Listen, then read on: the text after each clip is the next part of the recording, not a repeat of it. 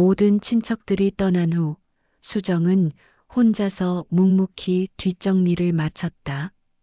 밤 11시 더 이상 참을 수 없었던 수정은 조용히 캐리어를 꺼내 최소한의 옷과 약만 챙겨 넣었다. 친정으로 향하기 전 식탁 위에 짧은 메모를 남겼다. 저는 며느리가 아니라 한수정입니다. 제 이름으로 살고 싶습니다. 추석 밤의 차가운 공기가 얼굴에 닿았지만 오히려 마음은 한결 가벼워진 것 같았다. 오늘도 사연돌이와 함께 사연의 소용돌이 속으로 들어가 보실까요? 본격적인 이야기로 들어가기 전에 좋아요와 구독으로 응원해 주세요. 구독과 좋아요는 무료이지만 저에게는 큰 격려가 됩니다. 서울 외곽에 자리 잡은 오래된 종갓집. 이른 새벽 5시부터 부엌에서는 파스 냄새가 은은하게 풍겨나옵니다. 정의자는 허리를 한 번 더 주물러가며 팬 위에서 지글거리는 전을 뒤집어냅니다. 70평생 명절이면 어김없이 반복해온 일상이지만 해가 갈수록 몸은 더욱 무거워져만 갑니다. 관절염 약을 먹어도 무릎이 시리고 파스를 붙여도 어깨가 결립니다. 거실 텔레비전에서는 아침 뉴스가 흘러나오고 있었습니다. 명절 스트레스로 인한 가정 내 갈등이 해마다 증가하고 있습니다. 특히 여성들의 명절 우울감이 심각한 사회 문제로 대두되고 있는데요.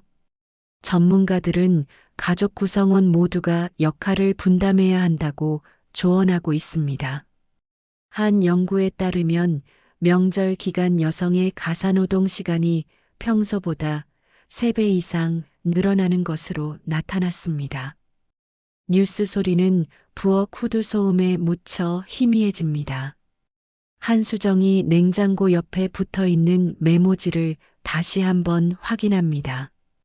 빼곡히 적힌 글씨들이 그녀의 하루 일과를 말해주고 있었습니다. 아이 숙제 확인, 병원 접수, 장보기, 전 굽기, 제사 음식 준비, 친척 방문 시간표 작성, 설거지, 방 정리, 과일 깎기, 차 준비, 화장실 청소, 손님용 수건 준비, 아이 옷 다림질. 수정은 체크리스트 끝에 작은 점을 찍었습니다. 오늘도 며느리. 메모지는 한 장으로도 모자라 2장째까지 이어져 있습니다. 체크박스마다 빼곡히 적힌 할 일들을 보면서 수정은 어지러움을 느낍니다. 수정은 한때 기간제 교사였습니다. 중학교 국어를 가르치며 아이들과 함께 문학 작품을 읽고 토론하고 글쓰기 지도를 했습니다. 아이들 앞에서 수업을 하고 동료 교사들과 교육 방법을 토론하던 그 시간들이 지금은 꿈만 같이 느껴집니다. 아이 돌봄과 종갓집 행사로 휴직과 복귀를 반복하다가 올봄에는 결국 계약을 놓치고 말았죠. 학교에서 연락이 왔을 때 마음이 무너져 내렸습니다. 한수정 선생님, 이번 학기는 다른 선생님으로 배정이 되었습니다. 그 말을 듣는 순간 자신이 사회에서 완전히 사라져버린 기분이었습니다. 교무실에서 한수정 선생님이라 불리던 때가 오히려 덜 힘들었다는 생각이 문득 머릿속을 스쳐 지나갑니다. 그때는 적어도 자신만의 이름이 있었으니까요. 지금은 시어머니 앞에서도 동네 사람들 앞에서도 심지어 아이 학교에서조차 그저 재호댁, 종손댁, 누구네 엄마로만 불립니다. 남편 재호는 요즘 프로젝트 막바지라며 야근이 잦았습니다. IT 회사에서 팀장으로 일하는 그는 신제품 출시를 앞두고 연일 밤샘 작업을 하고 있습니다. 집에 들어오면 이미 밤 10시가 넘어 있고 아침에는 서둘러 회사로 나가는 일의 반복입니다. 어머니와 아내 사이에서 말을 아끼는 습관이 어느새 자리 잡았고 집안의 무거운 공기를 더욱 짙게 만들고 있었습니다. 재호도 힘든 건 마찬가지였습니다. 회사에서는 팀장으로서 책임져야 할 일들이 산더미 같고 후배들을 이끌어야 하는 부담감도 컸습니다. 집에서는 어머니의 기대와 아내의 피로 사이에서 중재자 역할을 해야 했으니까요. 하지만 그는 점점 침묵으로 일관하게 되었습니다. 말을 하면 한쪽이 상처받을 것 같아서 그냥 모른 척하는 것이 평화로울 거라고 생각했습니다. 우린 종갓집이야. 체면이 곧 집안이지. 희자가 무심하게 던진 말이 부엌 안을 맴돕니다. 남들이 우리 집을 보고 뭐라고 하겠어. 며느리가 제대로 안 하면 집안 망신이야. 수정은 대답 대신 전을 뒤집는 일에 더욱 집중했습니다. 지글지글 소리가 부엌을 가득 채우고 그녀의 이름은 오늘도 이 소음 속에 묻혀버립니다. 호박전, 동태전, 굴전, 새우전까지 종류별로 정성스럽게 부쳐내고 있지만 누구 하나 고마워하는 사람은 없을 것입니다. 오히려 간이 부족하다거나 모양이 예쁘지 않다는 지적만 돌아올 뿐이죠. 아침 햇살이 창문 사이로 스며들어 부엌을 밝게 비추지만 수정의 표정은 여전히 그늘져 있었습니다. 냉장고에 붙은 가족 사진 속 웃고 있는 자신의 모습이 낯설게 느껴집니다. 신혼 때 찍은 사진에서는 그렇게 밝게 웃고 있었는데 언제부터였을까요? 거울 속 자신도 사진 속 자신도 모두 한수정이 아닌 그저 며느리로만 보이기 시작한 것이. 전을 하나 더 뒤집으면서 수정은 작은 한숨을 내쉽니다. 기름이 튀어 손등에 작은 상처가 났지만 이미 익숙해진 일이라 아픈 줄도 모릅니다. 손목시계를 보니 벌써 6시 반이 되어 갑니다. 아이는 아직 자고 있고 재호는 어젯밤 늦게 들어와 깊이 잠들어 있습니다. 희자는 거실에서 제사상 배치를 다시 한번 점검하고 있었습니다. 몇십 년간 이어온 가문의 전통이라며 한치의 오차도 용납하지 않는 모습입니다. 탁자 위 제기들이 햇빛에 반짝이고 벽에 걸린 선조들의 사진이 엄숙하게 내려다보고 있습니다. 이 제기는 여기가 아니야. 조금 더 왼쪽으로. 혼자 중얼거리며 세심하게 위치를 조정합니다. 수정에게는 이 모든 것이 무겁기만 한 짐이었지만 희자에게는 지켜야 할 소중한 가치였죠. 며느리는 당연히 이 모든 것을 감당해야 한다고 생각하는 희자와 자신의 존재 자체가 점점 사라져가는 것 같은 수정 사이에 온도차는 날이 갈수록 벌어져만 갔습니다. 부엌 창문 너머로 이웃집에서도 바쁘게 명절 준비를 하는 모습이 보입니다. 하지만 어느 집도 혼자서 모든 것을 떠안고 있는 것처럼 보이지는 않았습니다. 남편들도 앞치마를 두르고 설거지를 하고 아이들도 함께 나서서 상 차리는 것을 도와주는 모습들이 눈에 띕니다. 수정만이 유독 홀로 감당해야 할 몫이 많아 보였죠. 아, 이제 6시 반이네.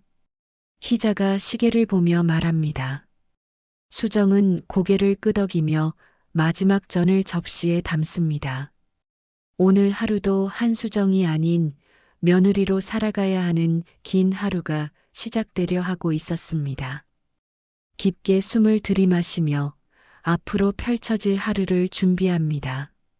추석 당일 새벽 6시 종갓집은 벌써 분주한 움직임으로 가득했습니다. 오전 9시에 시작될 차례를 위해 마지막 준비가 한창이었습니다. 수정은 밤새 준비한 음식들을 차례상에 올리기 시작했습니다. 나물 9가지, 정성스럽게 부친 각종 전, 탕과 밥까지 모든 것이 완벽하게 준비되어 있었습니다. 오전 8시부터 친척들이 하나둘 도착하기 시작했습니다. 작은아버지 댁을 시작으로 사촌들, 고모, 당수까지 50명 가까운 친척들이 교대로 드나들었습니다. 현관에는 신발들이 겹겹이 쌓여 작은 산을 이루고 거실은 웅성이는 목소리와 사진 셔터 소리로 가득했습니다. 어머, 종손댁. 올해도 이렇게 푸짐하게 준비하셨네요. 작은아버지가 거실로 들어서며 감탄사를 연발합니다. 수정은 부엌에서 나와 허리를 굽혀 인사드리며 정중하게 맞이했습니다. 하지만 마음 한켠으론 이미 피곤함이 몰려오기 시작했습니다. 종손댁 하나로 집안이 산다니까.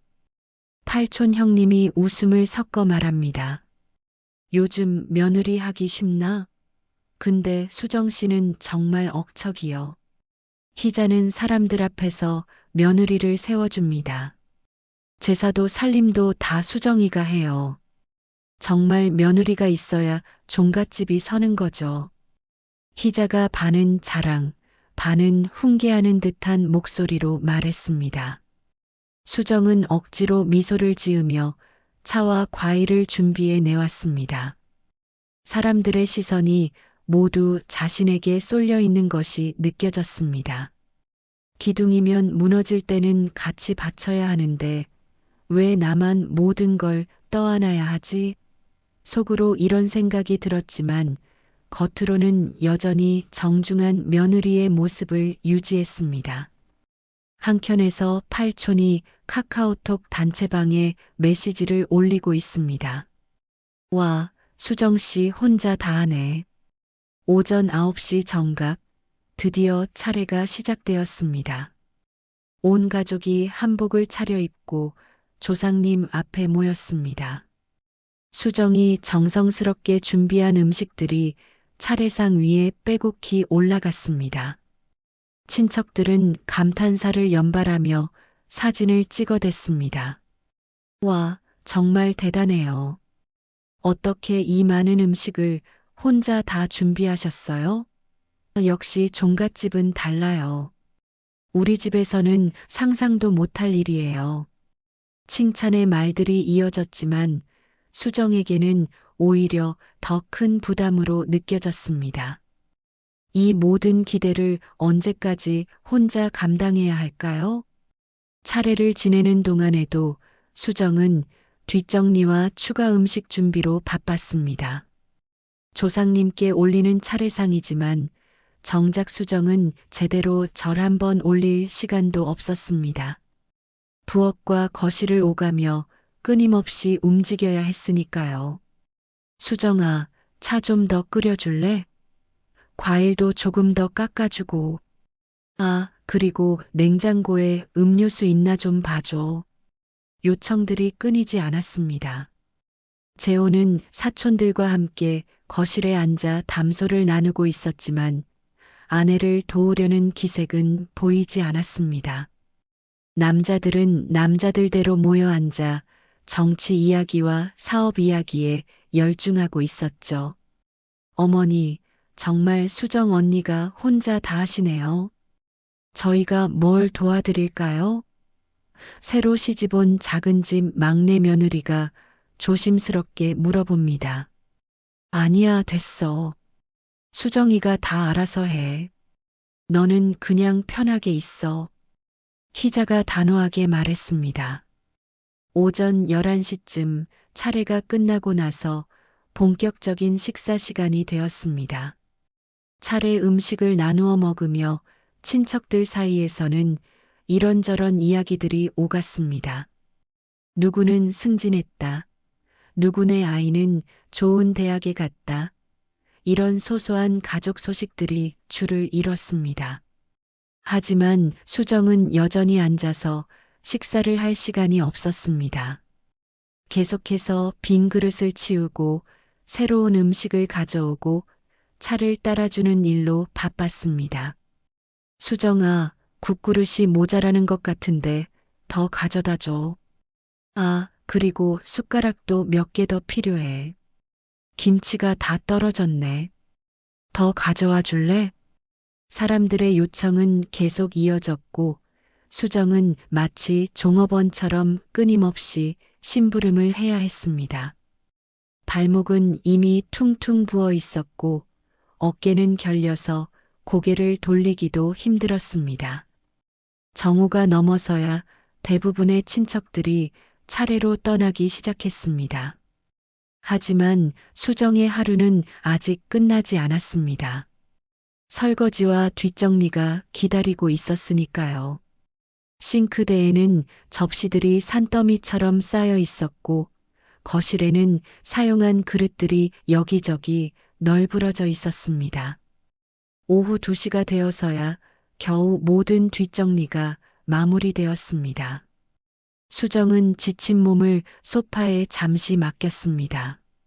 하지만 쉴 시간도 잠깐, 저녁에는 또 다른 친척들이 몰려올 예정이었습니다. 저녁 5시 예상했던 대로 현관문이 다시 분주해지기 시작했습니다. 큰 고모를 비롯해 작은 고모, 먼 친척들까지 20여 명의 친가 친척들이 몰려들었습니다. 오전보다는 적은 수였지만 이미 지친 몸으로는 감당하기 힘든 상황이었습니다. 어머, 수정아. 오늘 정말 고생이 많구나. 큰 고모가 수정의 손을 잡으며 말했습니다. 아침에도 많이 왔었다며? 혼자 다 준비하느라 힘들었겠어. 네, 괜찮아요. 수정이 미소를 지으며 대답했지만 그 미소 뒤에는 깊은 피로가 숨어 있었습니다. 큰 고모의 따뜻한 말 한마디가 그래도 조금은 위로가 되었습니다. 우리가 뭘 도와줄까? 작은 고모가 앞치마를 두르며 물어봤습니다. 하지만 희자가 먼저 대답했습니다. 아니에요. 수정이가 다 알아서 해요. 고모님들은 편히 앉아 계세요. 수정은 속으로 아쉬워했지만 어쩔 수 없이 다시 부엌으로 향했습니다. 종갓집에서는 손님들이 일을 도와서는 안 된다는 불문율이 있었으니까요. 발목은 이미 퉁퉁 부어 있었고 어깨는 돌덩이처럼 무거웠지만 계속 움직여야 했습니다. 저녁 식사 준비가 시작되자 수정은 다시 온 정신을 집중해야 했습니다. 오전에 끓인 탕국을 다시 데워서 준비하고 갈비찜도 다시 한번 끓여야 했습니다. 하루 종일 여러 번 데워서 그런지 국물 색깔이 탁해 보였지만 다른 선택의 여지가 없었습니다. 수정아, 물 좀 따라줄래? 과일은 언제 나와? 화장실 휴지 떨어진 것 같은데? 아, 그리고 수건도 좀 새 걸로 갈아놔줘. 요청들이 끊이지 않았습니다. 수정은 마치 여러 명의 일꾼이 된 것처럼 부엌과 거실, 화장실까지 쉴 새 없이 오가야 했습니다. 재호는 사촌들과 함께 거실에 앉아 옛날 이야기에 빠져 있었지만 아내를 도우려는 기색은 보이지 않았습니다. 왜냐면 재호가 컵을 치우려 일어서려고 했지만 희자가 눈짓으로 말렸기 때문입니다. 손님 앞에서 체면이. 재호는 조용히 컵을 내려놓았어요.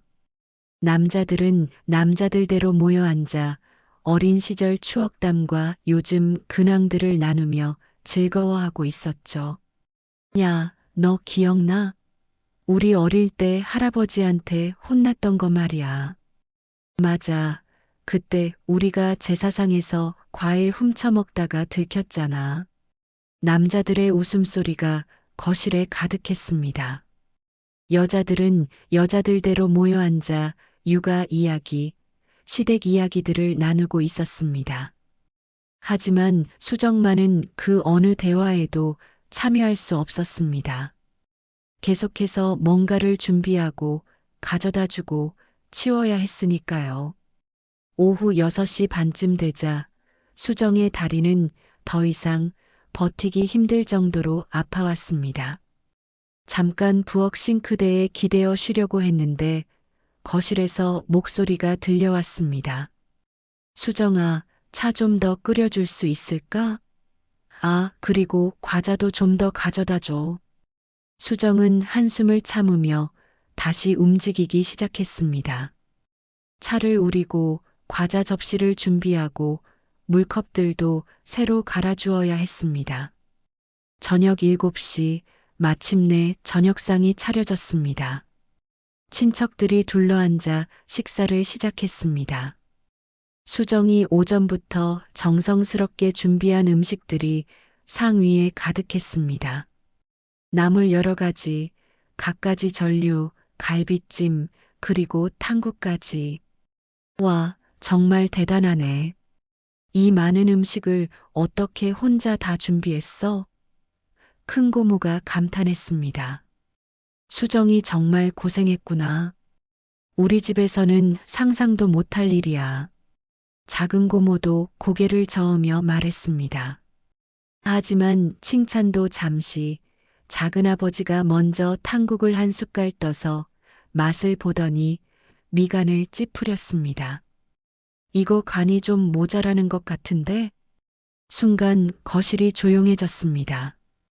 큰 고모가 살짝 눈치를 보며 국을 맛보고 다른 친척들도 하나둘 숟가락을 들었습니다.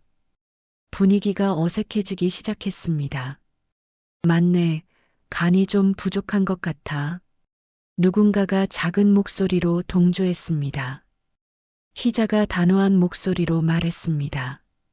이걸 손님상에 낼 순 없지. 며느리는 손맛부터 배워야 한다. 수정의 얼굴이 순간 붉어졌습니다. 하루 종일 혼자서 모든 음식을 준비하고 친척들을 모시고 온갖 심부름을 다 했는데 마지막에 이런 지적을 받다니. 더군다나 모든 친척들이 보는 앞에서 말입니다. 거실의 공기가 무겁게 가라앉았습니다. 큰 고모가 애써 분위기를 바꾸려고 했습니다. 아이고, 하루 종일 고생했는데 뭘 그렇게까지. 하지만 희자는 물러서지 않았습니다. 체면이 있는 일이잖아요. 손님들 앞에서 이런 음식을 낼 순 없어요. 한켠에서 누군가가 단체 대화방의 내용을 그대로 올리고 있었습니다. 상황이 실시간으로 친척들 사이에 퍼져나가고 있었습니다. 재호가 낮은 목소리로 말했습니다. 여보, 조금만. 하지만 희자는 막지 않았습니다. 손님들 앞에서 체면이 서질 않잖아. 수정은 속으로 생각했습니다. 왜 늘 나만 참아야 하지? 아무 말 없이 탕국 그릇을 들고 부엌으로 향했습니다. 부엌에서 국에 소금을 조금 더 넣으며 눈물이 맺혔습니다. 하루 종일의 피로와 서운함이 한꺼번에 몰려왔습니다. 부엌 창문 밖으로 보이는 이웃집에서는 가족들이 둘러앉아 즐겁게 식사하는 모습이 보였습니다. 아버지도 어머니도 아이들도 모두 함께 웃으며 대화를 나누고 있었습니다. 왜 우리 집만 이럴까요? 다시 간을 맞춘 탕국을 가져다 놓자 작은 아버지가 다시 맛을 보았습니다. 이제 좀 낫네. 하지만 수정은 더 이상 미소를 지을 수가 없었습니다. 하루 종일 혼자서 모든 걸 준비하고 친척들을 모시고 뒷정리까지 했는데 결국 남는 것은 질책뿐이었습니다. 식사가 계속되는 동안에도 수정에 대한 이야기가 은근히 오갔습니다. 요즘 며느리들은 예전 같지 않다더라. 누군가가 작은 목소리로 말했습니다. 그래도 우리 수정이는 잘하는 편이지. 다만 좀 더 세심했으면 좋겠는데. 희자가 대답했습니다. 이런 대화들이 수정의 귀에 들어올 때마다 가슴 한켠이 무너져 내리는 것 같았습니다. 자신은 과연 이 집에서 며느리가 아닌 한 사람으로 인정받을 수 있을까요? 저녁 9시가 되어서야 친척들이 하나둘 작별 인사를 하며 돌아갔습니다. 수정아, 정말 고생 많았어. 몸 상하지 말고. 큰 고모가 진심 어린 인사를 건넸습니다. 종손댁이 있어야 집안 행사가 제대로 되는구나. 작은 고모가 희자에게 말했습니다. 요즘 같은 세상에 이런 며느리 만나기 쉽지 않지. 모든 친척들이 떠난 후 집안은 조용해졌습니다. 하지만 수정의 마음은 더욱 무거워졌습니다. 싱크대에는 또다시 산더미 같은 설거지가 기다리고 있었고, 거실에는 어지럽혀진 그릇들이 여기저기 널브러져 있었습니다. 수정은 혼자서 묵묵히 뒷정리를 시작했습니다. 재호는 피곤하다며 먼저 방으로 들어갔고, 희자도 거실에서 텔레비전을 보고 있었습니다. 결국 모든 일은 수정 몫이었습니다. 밤 11시가 되어서야 겨우 모든 일이 마무리되었습니다. 수정은 지친 몸을 이끌고 방으로 들어갔습니다. 거울 속 자신의 모습을 보니 하루 만에 몰라보게 초췌해져 있었습니다. 그날 밤 수정은 더 이상 참을 수가 없었습니다. 조용히 캐리어를 꺼내 최소한의 옷과 약만 챙겨 넣었습니다. 더 이상 이런 식으로 살 수는 없었습니다. 친정으로 향하기 전 식탁 위에 짧은 메모를 남겼습니다. 저는 며느리가 아니라 한수정입니다. 제 이름으로 살고 싶습니다. 그리고 조용히 집을 나섰습니다. 추석 밤의 차가운 공기가 얼굴에 닿았지만 오히려 마음은 한결 가벼워진 것 같았습니다. 처음으로 자신이 한수정이라는 이름으로 살 수 있을 것 같았습니다. 다음 날 아침 7시, 희자는 평소처럼 부엌으로 향했습니다. 어젯밤 늦게 잠들었지만 몸에 밴 습관으로 일찍 일어난 것입니다. 하지만 부엌에는 아무도 없었습니다. 평소 같으면 수정이 벌써 아침 준비를 하고 있을 시간인데 말이죠. 수정아? 희자가 목소리를 높였습니다. 대답이 없자 거실로 나와 다시 불렀습니다. 수정아, 어디 있어? 여전히 조용했습니다. 희자는 이상함을 느끼고 수정과 재호의 방문을 두드렸습니다. 재호야, 수정이 어디 갔니? 재호가 잠에서 깨어 일어났습니다. 뭐요? 수정이가 왜요? 아침부터 안 보여서. 재호가 황급히 일어나 집안을 둘러보았습니다. 수정의 신발이 현관에 없었고 평소 가방을 두던 자리도 비어 있었습니다. 그제서야 식탁 위의 메모가 눈에 띄었습니다. 저는 며느리가 아니라 한수정입니다. 제 이름으로 살고 싶습니다. 재호의 얼굴이 순간 하얗게 변했습니다.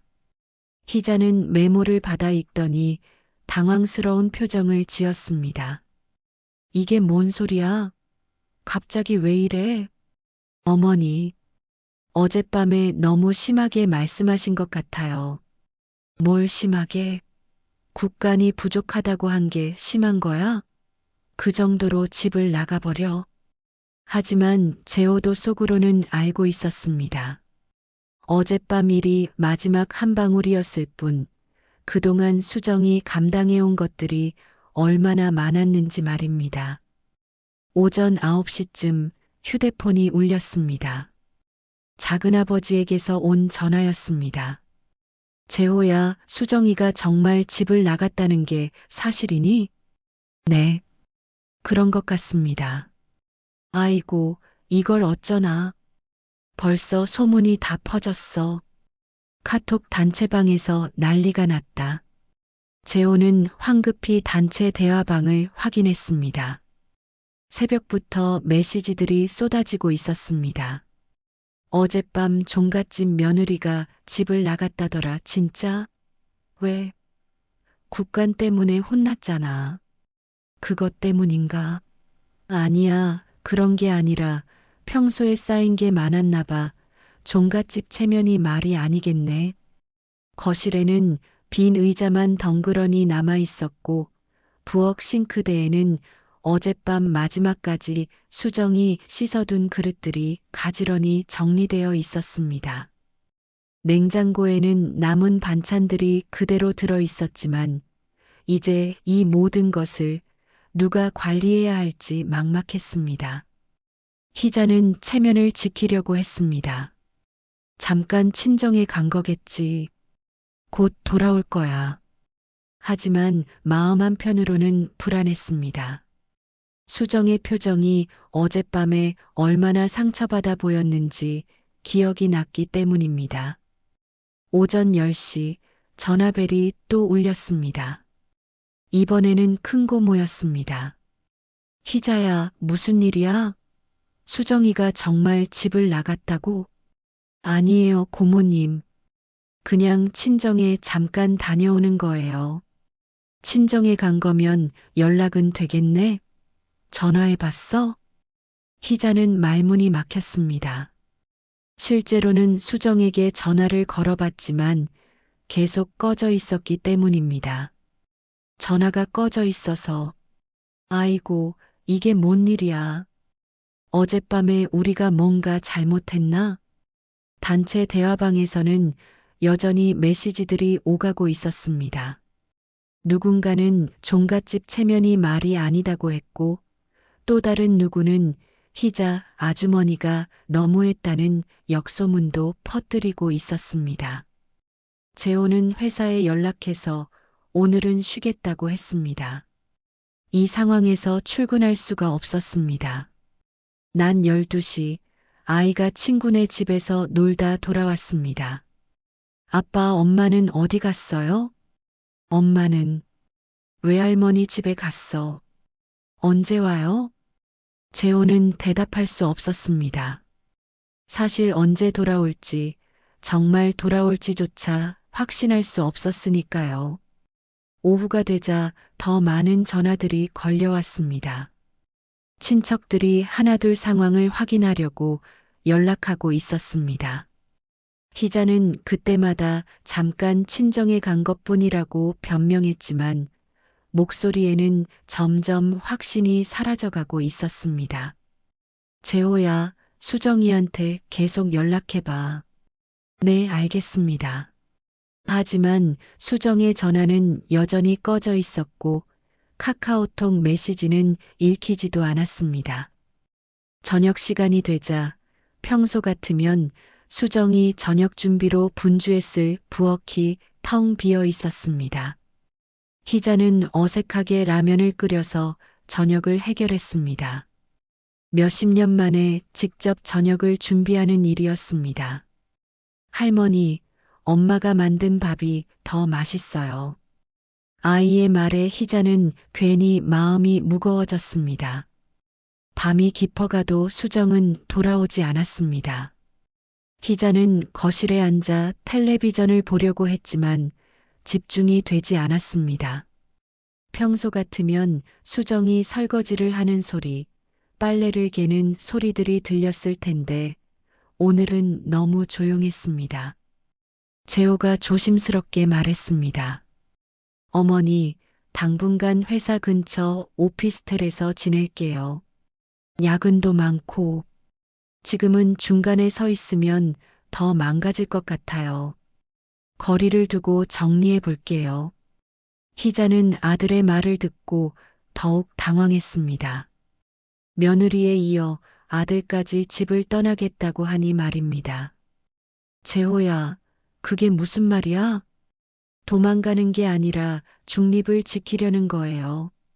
지금 상황에서는 이게 최선일 것 같습니다. 재호도 사실은 괴로웠습니다. 어머니와 아내 사이에서 어떤 편을 들어야 할지, 어떻게 해야 할지 도무지 알 수 없었습니다. 그냥 거리를 두고 상황을 지켜보는 것이 나을 것 같았습니다. 그날 밤, 희자는 혼자 넓은 집에 남겨졌습니다. 며느리도 아들도 없는 집에서 처음으로 밤을 보내게 되었습니다. 평소에는 당연하게 여겼던 수정의 존재가 얼마나 컸는지 실감하기 시작했습니다. 단체 대화방에서는 여전히 이야기가 오가고 있었습니다. 종손댁이 돌아오겠어? 글쎄, 어제 표정 보니까 진짜 화가 많이 난 것 같았는데 큰어머니도 좀 그랬긴 해. 그래도 종갓집을 그렇게 떠날 수는 없지. 희자는 휴대폰을 끄고 이불을 덮었습니다. 내일이 되면 수정이 돌아올까요? 정말 돌아오기는 할까요? 처음으로 이런 걱정이 마음을 무겁게 짓눌렀습니다. 3주가 흘렀습니다. 희자는 주일마다 나가던 교회도 3주째 빠졌습니다. 수정은 여전히 돌아오지 않았고 단체 대화방에서는 연일 이야기가 오갔습니다. 처음에는 며느리가 체면을 모른다는 비판적인 목소리가 많았지만 시간이 지나면서 분위기가 조금씩 바뀌기 시작했습니다. 종갓집 며느리가 집을 나간 지 벌써 3주째네. 체면이 말이 아니겠어. 그런데 생각해 보니까 수정이가 너무 힘들었던 것 같아. 맞아. 혼자서 모든 걸 다 했잖아. 단체 대화방의 분위기가 조금씩 달라지고 있었습니다. 처음에는 수정을 비난하는 목소리가 많았지만 시간이 지나면서 오히려 이해하는 목소리들이 늘어나기 시작했습니다. 우리도 그냥 구경만 하고 있었잖아. 도와주지도 않고 국간이 부족하다고만 했으니 희자 아주머니가 너무했제. 역소문이 퍼지면서 희자에 대한 시선도 달라지고 있었습니다. 친척들 사이에서는 이제 희자가 며느리에게 너무 과한 요구를 했다는 이야기가 돌기 시작했습니다. 화요일 오전, 희자는 평소처럼 시장에 장을 보러 나갔습니다. 혼자 살림을 하게 되면서 장보는 일조차 몇 년 만에 직접 하게 된 것입니다. 수정이 있을 때는 당연하게 여겼던 모든 일들을 이제 혼자 해야 했습니다. 채소 가게에서 배추를 고르고 있는데 옆에서 익숙한 목소리가 들렸습니다. 동네 아주머니들이 수군거리는 소리였습니다. 이젠 다 나눠 하지. 며느리 혼자 하면 병나요. 희자는 들은 척하지 않고 배추를 골랐지만 귀는 자꾸 그쪽으로 향했습니다. 맞아요. 우리 집도 명절 때는 딸들이랑 며느리랑 다 같이 해요. 혼자 시키면 안 되죠. 그런데 종갓집은 전통이 있다고 하잖아요. 그래도 요즘 세상에 아무리 그래도 사람이 먼저지. 며느리도 사람인데. 희자는 가슴이 답답해졌습니다. 동네 사람들까지 자신을 곱지 않은 시선으로 보고 있다는 것을 느꼈기 때문입니다. 배추를 급하게 골라 담고는 서둘러 그 자리를 피했습니다. 집에 돌아와 장을 정리하면서도 마음이 무겁기만 했습니다. 냉장고 문을 열 때마다 수정이 정리해둔 반찬들이 보였습니다. 이제는 상한 것들이 많아버려야 할 것들이 대부분이었습니다.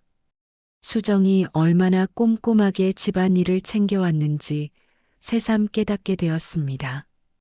설거지를 하면서도 빨래를 하면서도 자꾸만 수정이 생각났습니다. 이 모든 일들을 혼자서 감당해 왔구나. 그것도 몇 년 동안이나.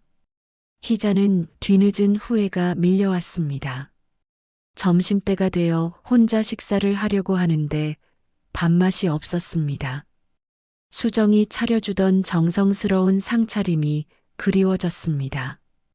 김치도 나물도 국도 모든 것이 수정의 손맛이었는데 이제는 혼자서 어설프게 차려 먹어야 했습니다. 오후에는 단체 대화방에 또 다른 메시지들이 올라왔습니다. 수정이 친정에서 아직도 나오지 않는다더라. 진짜 돌아올 생각이 없나 봐. 그런데 희자 아주머니가 너무 심했던 것도 맞지 않아? 맞아. 국간이 좀 부족하다고 그렇게까지 할 필요가 있었나? 우리도 그냥 구경만 하고 있었으니까 미안하긴 해. 희자는 이런 메시지들을 보면서 점점 마음이 무거워졌습니다.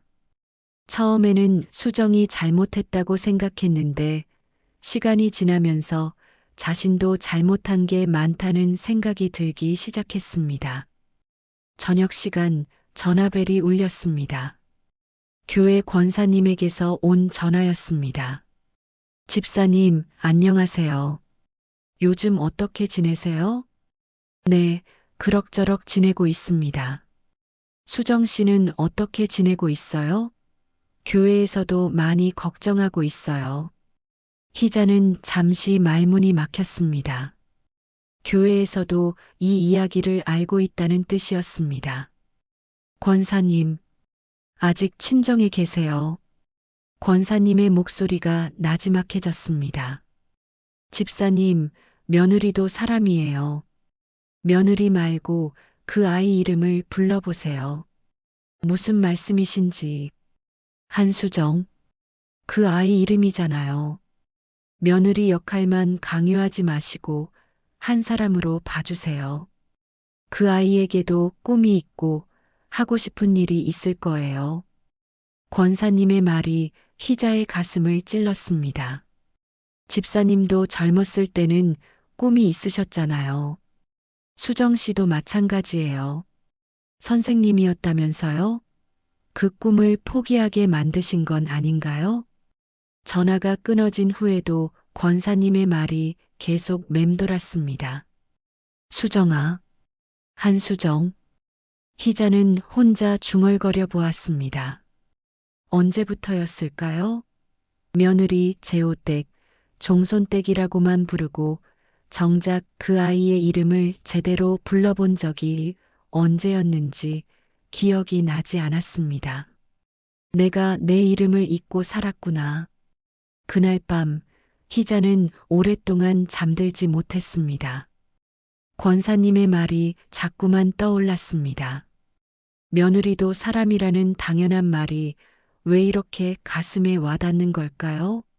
그동안 수정을 사람이 아닌 역할로만 봤던 자신이 부끄러워졌습니다. 밤이 깊어갈수록 후회는 더욱 깊어졌습니다. 수정이 교사였다는 것, 아이들을 가르치는 일을 좋아했다는 것, 그런 꿈들을 모두 포기하게 만든 것이 바로 자신이었다는 생각이 들었습니다. 창밖을 보니 이웃집에서는 가족들이 둘러앉아 저녁 식사를 하는 모습이 보였습니다. 웃음소리도 들리고 따뜻한 대화도 오가는 것 같았습니다. 우리 집은 언제부터 이렇게 차가워졌을까요? 한수정이라는 이름을 다시 한번 마음속으로 불러보았습니다. 이제야 그 이름이 제대로 들리는 것 같았습니다. 며느리가 아닌 한 사람의 이름으로 말입니다. 목요일 아침 희자는 단체 대화방에 장문의 사과를 올릴 생각을 접었습니다. 키보드로 치는 글보다는 직접 목소리로 전하는 것이 더 진정성 있다고 생각했기 때문입니다. 대신 가까운 친척들에게 하나씩 짧은 전화를 돌리기로 마음먹었습니다. 첫 번째로 작은아버지에게 전화를 걸었습니다. 도련님, 희자예요. 아, 형수님. 요즘 어떻게 지내세요? 많이 힘드시겠어요. 도련님, 제가 너무 몰아붙였나 봐요. 다음 명절부터는 음식 줄이고 반찬 가게 좀 쓰자고 제가 먼저 말 꺼낼게요.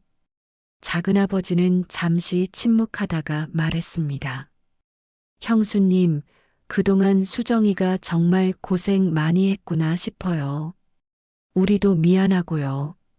그리고 설거지는 남자들이 하게 할게요. 제가 친척들 앞에서 제 입으로 말하겠어요.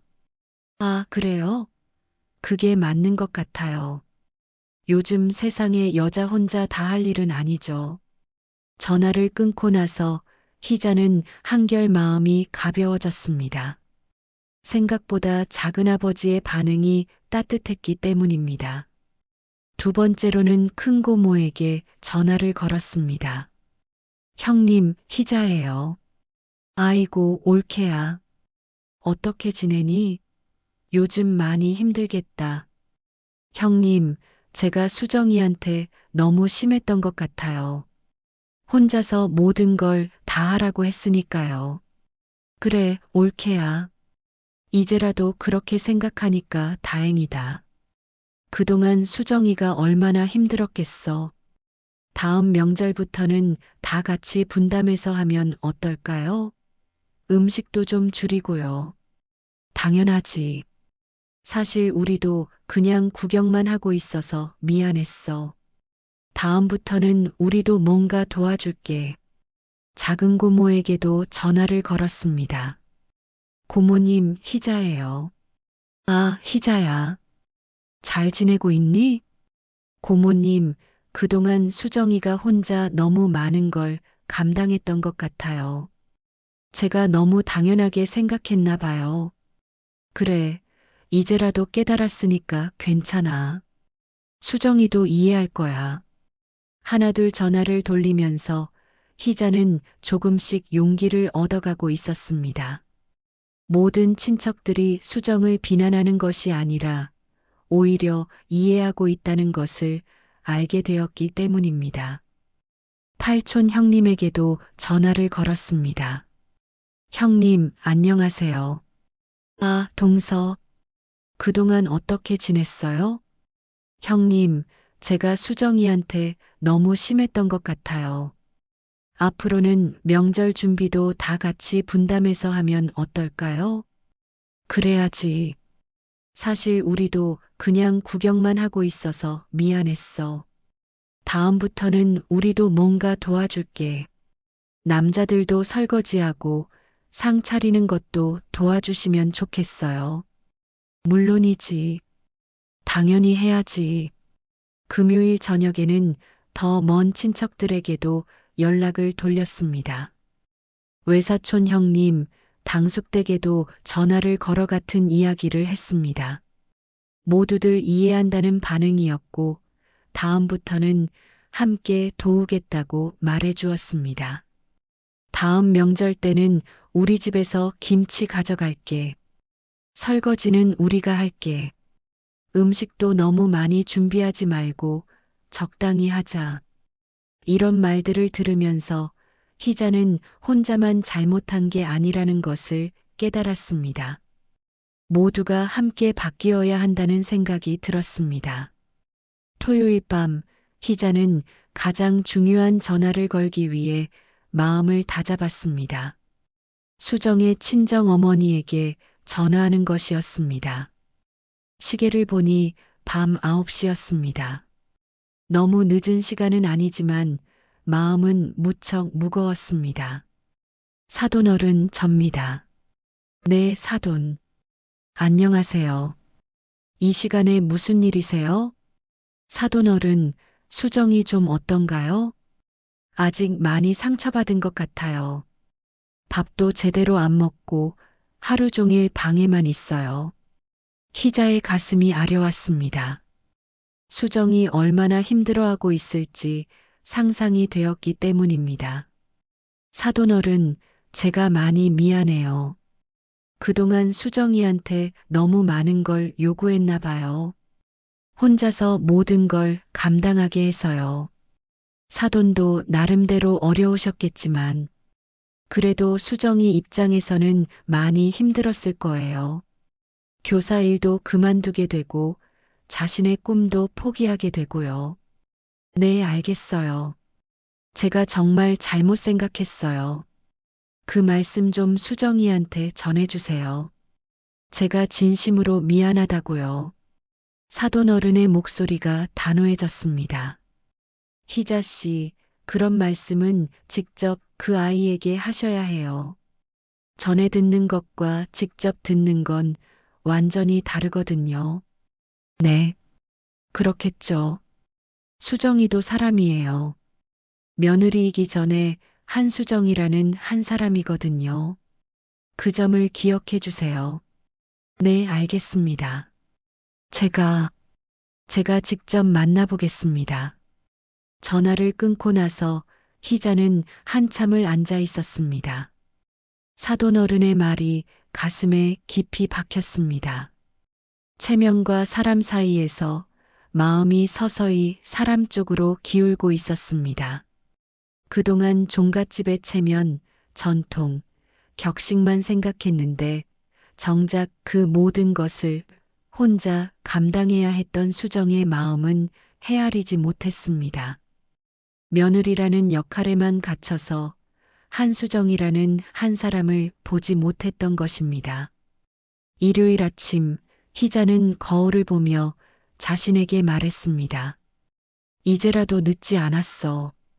한수정을 직접 만나서 제대로 사과해야 해. 그동안 쌓아온 자존심과 체면을 내려놓기로 결심했습니다.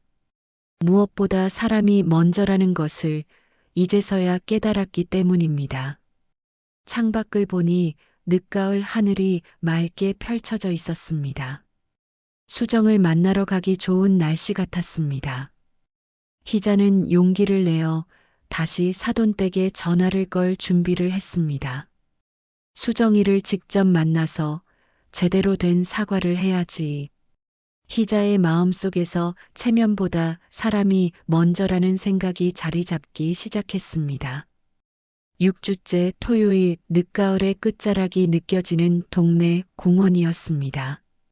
아이들의 웃음소리가 멀리서 들려오고 단풍잎들이 바람에 흩날리는 고즈넉한 오후였습니다. 희자는 일찍 도착해서 벤치에 앉아 수정을 기다리고 있었습니다. 지난 며칠간 사돈댁과 여러 번 통화를 한 끝에 수정이 만나보겠다고 했습니다. 다만 집에서 말고 밖에서 만나고 싶다고 했고 이 공원을 장소로 정했습니다. 희자는 손에 든 작은 봉투를 만지작거리며 긴장하고 있었습니다. 수정에게 전해주려고 준비한 것이었습니다. 무엇보다 어떤 말부터 꺼내야 할지 계속 고민하고 있었습니다. 오후 2시 정각, 멀리서 수정이 걸어오는 모습이 보였습니다. 6주 만에 보는 수정의 모습은 많이 야위어 있었습니다. 뒤에서 보기에도 어깨가 많이 처져 있었고 전체적으로 기운이 없어 보였습니다. 희자는 조심스럽게 일어나서 수정을 맞이했습니다. 수정이 벤치에 앉자 희자도 조금 떨어진 자리에 앉았습니다. 두 사람 사이에는 어색한 침묵이 흘렀습니다. 희자가 먼저 고개를 숙이며 말을 꺼냈습니다. 수정아, 미안하다. 수정의 눈에 눈물이 맺혔습니다. 오랜만에 자신의 이름을 제대로 불러주는 소리를 들었기 때문입니다. 며느리도 제호댁도 아닌 수정이라는 자신의 이름으로 불려지는 것이 이렇게 감격스러울 줄 몰랐습니다. 어머니, 내 이름을 알면서도 한 번도 제대로 부르지 않았다. 늘 며느리, 제호댁, 종손댁이라고만 불렀지. 희자의 목소리도 떨리기 시작했습니다. 6주 동안 혼자 지내면서 깨달은 것들이 너무 많았기 때문입니다. 수정이 숨을 고르며 말했습니다. 어머니 앞에 서면 전 늘 며느리였어요. 제 시간, 제 일, 제 직업은 늘 나중이었고요. 그래, 내가 너무 당연하게 생각했구나. 내가 교사였다는 것도, 아이들을 가르치는 걸 좋아했다는 것도 다 잊고 살았어. 희자가 손에 들고 있던 봉투를 내밀었습니다. 수정아, 이걸 받아줄래? 수정이 조심스럽게 봉투를 받아 열어보니 작은 다이어리가 들어 있었습니다. 메모에는 희자의 정성스러운 글씨로 이렇게 적혀 있었습니다. 아이 돌봄주 2회, 명절 분담표 초안, 반찬가게 목록이 빼곡했습니다. 수정의 눈에서 눈물이 흘러내렸습니다. 이번에는 슬픔의 눈물이 아니라 감동의 눈물이었습니다. 어머니, 정말 괜찮으세요? 희자가 또박또박 말했습니다. 앞으로 명절 음식을 좀 줄이자. 반찬은 사서 올리고 분담표 만들자. 설거지는 남자들이 하게 할 거야. 내가 친척들 앞에서 내 입으로 말하겠다. 정말요? 그래. 그리고 수정아, 이번 학기부터는 시간제라도 다시 시작해보면 어떻겠니? 아이는 내가 주 2회 봐줄게. 수정은 믿을 수 없다는 듯한 표정을 지었습니다. 그동안 꿈꿔왔던 일이 정말 가능할까요? 어머니, 정말 그렇게 해주실 거예요? 그래. 체면보다 사람이 먼저라는 걸 이제 알았어. 나도 배워야지. 공원 한쪽에서 아이들이 뛰어노는 소리가 들려왔습니다. 엄마들이 아이들을 부르는 소리, 아빠들이 함께 놀아주는 소리들이 평화로워 보였습니다. 어머니도 많이 힘드셨죠? 수정이 조심스럽게 물어봤습니다. 힘들었어. 그런데 너는 몇 년 동안 그런 마음이었구나 싶어서 더 미안했다. 혼자서 모든 걸 감당하게 해서. 어머니, 수정아, 나는 내가 우리 집의 며느리이기도 하지만 그보다 먼저 한 사람의 한수정이라는 걸 잊고 있었어. 희자가 수정의 손을 잡았습니다. 6주 만에 느끼는 따뜻한 온기였습니다. 교회 권사님이 그러시더라. 며느리도 사람이라고. 그 말이 계속 마음에 남아 있었어. 권사님이요? 응. 며느리 말고 그 아이 이름을 불러보라고 하시더라. 그제서야 깨달았어. 내가 얼마나 내 이름을 잊고 살았는지. 겨울로 접어드는 햇빛이 벤치를 반쯤 덮고 있었습니다. 두 사람의 어깨에도 따뜻한 햇살이 내려앉았습니다. 어머니, 저도 많이 서운했어요. 하지만 이해해요. 어머니도 어머니 나름대로 어려우셨을 거예요. 고마워, 수정아. 그렇게 말해줘서. 그런데 정말 달라질 수 있을까요? 친척들도 명절 때도 달라질 거야. 내가 먼저 바뀔 거고 친척들한테도 다 이야기했어. 모두들 이해한다고 하더라. 우리도 미안했다고. 수정은 처음으로 작은 미소를 지었습니다. 6주 만에 지어보는 진짜 미소였습니다. 어머니, 그럼 저도 집에 돌아가도 될까요? 당연하지. 우리 집이잖아. 아니, 내 집이잖아. 굳었던 수정의 어깨가 아주 조금씩 풀리기 시작했습니다. 그동안 짊어지고 있던 무거운 짐을 조금 덜어낸 기분이었습니다. 그런데 어머니, 정말 제가 일을 다시 시작해도 괜찮으세요? 괜찮다. 아니, 괜찮은 게 아니라 그래야 해. 내 꿈을 포기하게 만든 건 내 잘못이야. 어머니, 수정아, 앞으로는 내가 한수정으로 살 수 있게 해줄게. 며느리이기도 하지만 그보다 먼저 한 사람의 한수정으로. 창밖 겨울 해가 두 사람을 환하게 비추고 있었습니다. 차가운 바람이 불었지만 두 사람의 마음은 따뜻해지고 있었습니다. 수정이 마음속으로 생각했습니다. 오늘도 며느리지만 오늘은 한수정이기도 하구나. 희자도 마음속으로 다짐했습니다. 늦었지만 이제라도 사람을 먼저 부르자. 체면보다 사람이 먼저야. 벤치에 앉은 두 사람 사이의 거리가 조금씩 가까워지고 있었습니다. 6주간의 오해와 상처가 완전히 사라진 것은 아니지만 서로를 이해하려는 마음만은 확실했습니다. 어머니, 그럼 이제 집에 가볼까요? 그래, 수정아. 집에 가자. 두 사람은 벤치에서 일어나 나란히 걸어가기 시작했습니다. 늦가을 공원의 산책로를 걸으며 앞으로 바뀔 일들에 대해 이야기를 나누었습니다. 작지만 희망적인 변화의 시작이었습니다. 시간이 흐른 후 다음해 설날 아침, 종갓집 부엌에서는 이전과는 다른 풍경이 펼쳐지고 있었습니다. 수정이 혼자서 모든 준비를 하는 대신 여러 사람의 손길이 함께 움직이고 있었습니다. 어머니, 제가 제기 꺼내서 닦을게요. 재호가 먼저 나서서 제기들을 꺼내기 시작했습니다.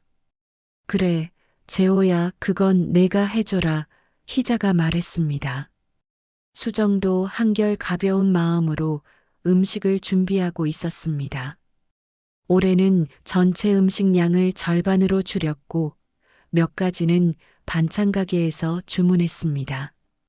그럼에도 차례상은 충분히 풍성해 보였습니다. 오전 9시 작은아버지 댁이 도착했습니다. 작은아버지를 비롯해 사촌형, 사촌동생까지 모두 각자 음식을 하나씩 들고 왔습니다. 형수님, 안녕하세요. 저희가 잡채 만들어 왔습니다. 작은 집 사촌 동생이 정중하게 인사했습니다. 도련님, 고생하셨어요. 들어오세요. 그동안 잘 지내셨어요? 재호의 사촌형이 관심 있게 물어봤습니다. 네, 정말 좋아요. 학교 일도 다시 시작했어요. 아, 정말요? 축하드려요. 뒤따라 작은아버지 댁 며느리도 조용히 인사를 드렸습니다. 수정 형님, 안녕하세요. 네, 어서 와요. 수정이 정중하게 답했습니다. 차례상을 차리는 과정도 완전히 달랐습니다. 예전에는 수정이 혼자서 모든 음식을 상에 올렸지만 이번에는 여러 사람이 함께 도왔습니다. 내가 밥그릇들 가져다 놓을게요.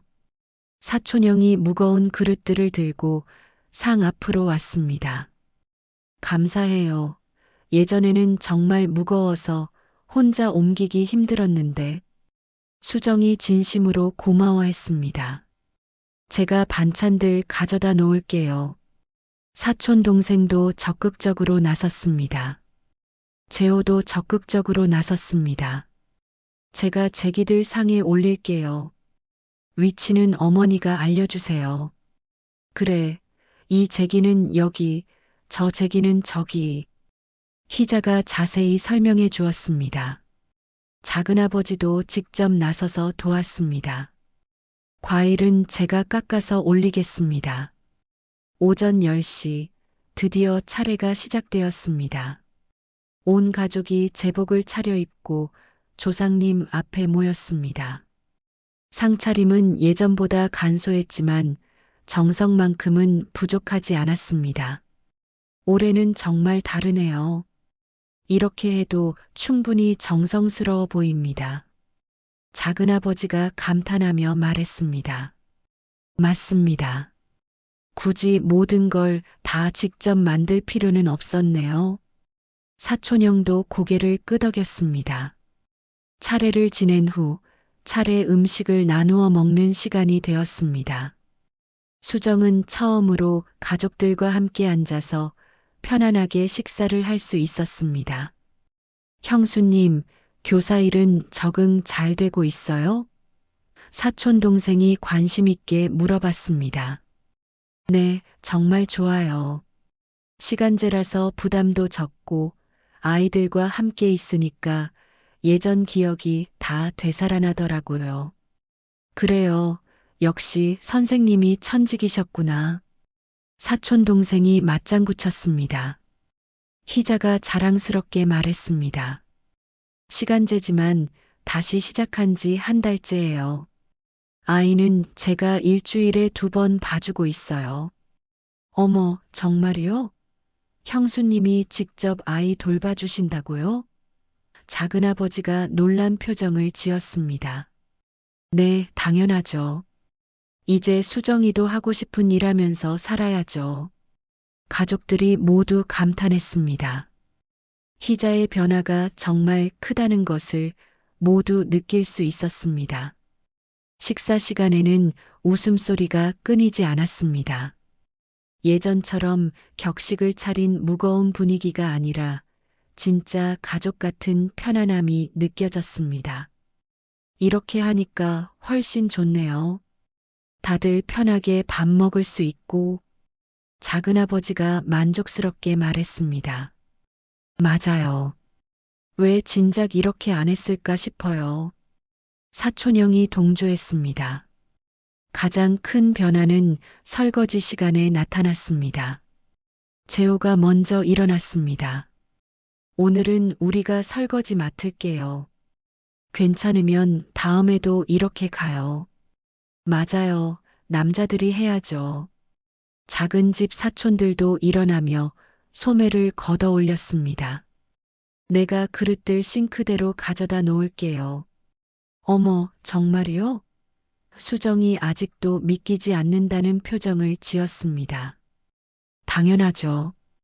여자들이 음식 준비했으니까 뒷정리는 남자들이 하는 겁니다.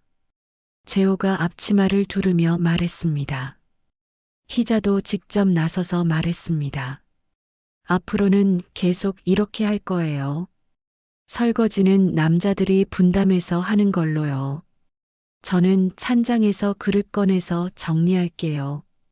재호가 앞치마를 두르자 사촌들이 하나둘 따라 일어났다. 형, 나는 바닥 닦을게요. 사촌 동생이 대답했습니다. 저는 마른 그릇들 정리하겠습니다. 다른 사촌들도 제각각 역할을 자처했습니다. 남자들이 설거지를 하는 동안 여자들은 편안히 앉아서 차를 마시며 대화를 나누었습니다. 수정은 이런 경험이 정말 신기했습니다. 수정 형님 어떠세요? 편하시죠? 작은아버지 댁 며느리가 조심스럽게 물어봤습니다. 네, 정말 꿈 같아요. 이렇게 편할 수가 있다니. 원래 이래야 하는 거예요.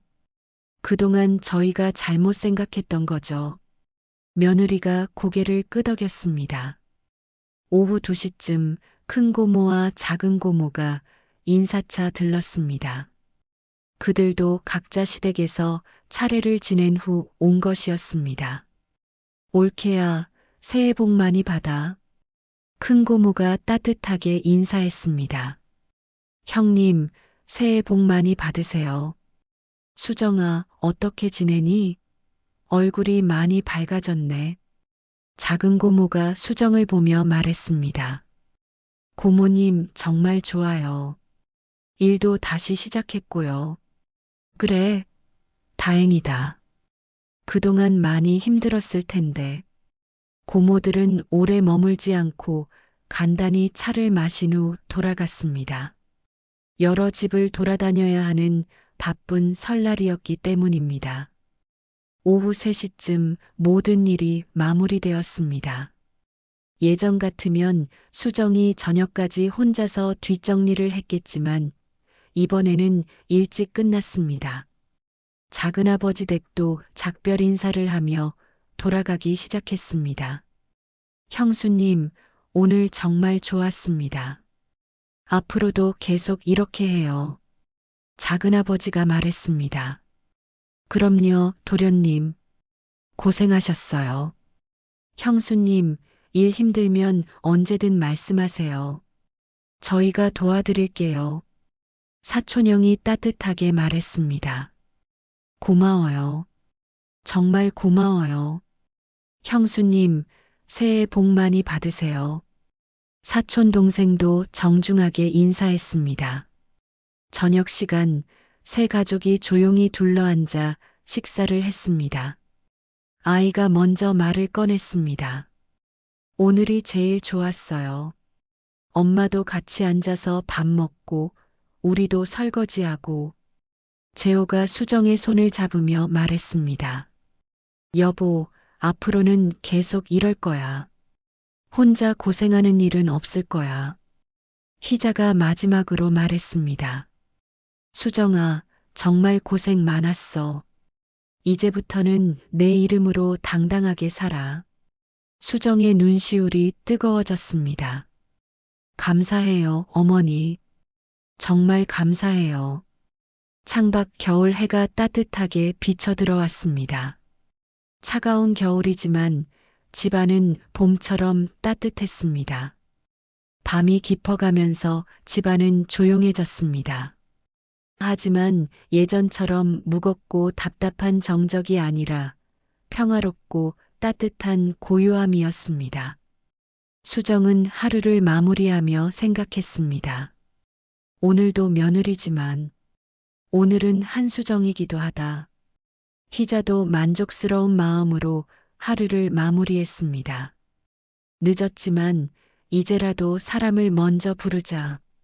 종갓집은 여전히 종갓집이었지만 이제는 진짜 가족의 집이 되었습니다.